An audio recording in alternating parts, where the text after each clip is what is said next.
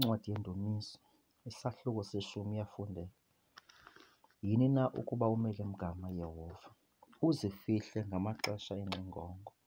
Ngokurhatsha kwabangendawo bayatsha abazintsizana, babanjiswa ngamayelenqe abawacingileyo. Ngokuba ungendawo uyaqhayisa ngeminqweno yomphefumlo wakhe, nolibawa wahlukene noYehova wamgiba. Ongendawo ngobuchule bakhe uthi akasayi kubuza. Yonke imingqangelo yakhe ithi akukho Thixo.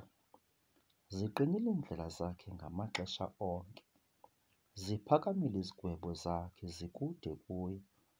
Bonke ababandezeli bakhe uyabafuthela. Uthi entliziyweni yakhe andisayi kushukunyiswa. Izizukulwana ngezizukulwana ndingasayi kuba sebubini. Umlomo wakhe uzele kukushwabula nenkohliso nokuxinizela. Ngaphantsi kolwimi lwakhe bububi nobutshinga. Uhlala emilalini yengqili, agwinte omsilwa entsithelelweni. Amehlo akhe azonda oludwayo. Ulalela entsithelweni njengengonyama eludadeni lwayo. Ulalela ukuba axhwile emke nolusizayo. Uxhwila emke nolusizayo, alutsale ngomnatha wakhe. Uyabuthuma, uyabunguzela, bawele ezinjitheni zakhe abazindwayo. Uthi entliziyweni yakhe uThixo ulibele. Ubusithelisile ubuso bakhe, akaboni nento. Khawusukume Yehova, phakamisa isandla sakho Thixo. Musa ukubalibala abalulamileyo. Kungenxani na ukuba ongendawo amgibe uThixo?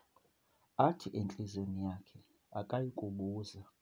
Ubonile wena ngokuba uyabubona ububi nenkathazo. Ububeke esandleni sakho. Uzinikela kuwe oludwayo. Ungumncedi weenkedama wena. Yaphula ingalo yongendawo onobubi. Mbuze okongendawo kwakhe kungasali nento. Yehova ungukumkani ngonaphakade kanaphakade. Zitshabalele iintlanga azabakho ehlabathini lakho. Umnqweno wabalulamileyo uwuvile Yehova, wazizimasa iintliziyo zabo. Wayibaza indlebe yakho ukuba ugweba ityala lenkedama noxinzelelweyo. Angabi sabangcangcazelisa mntu wabasehlabathini.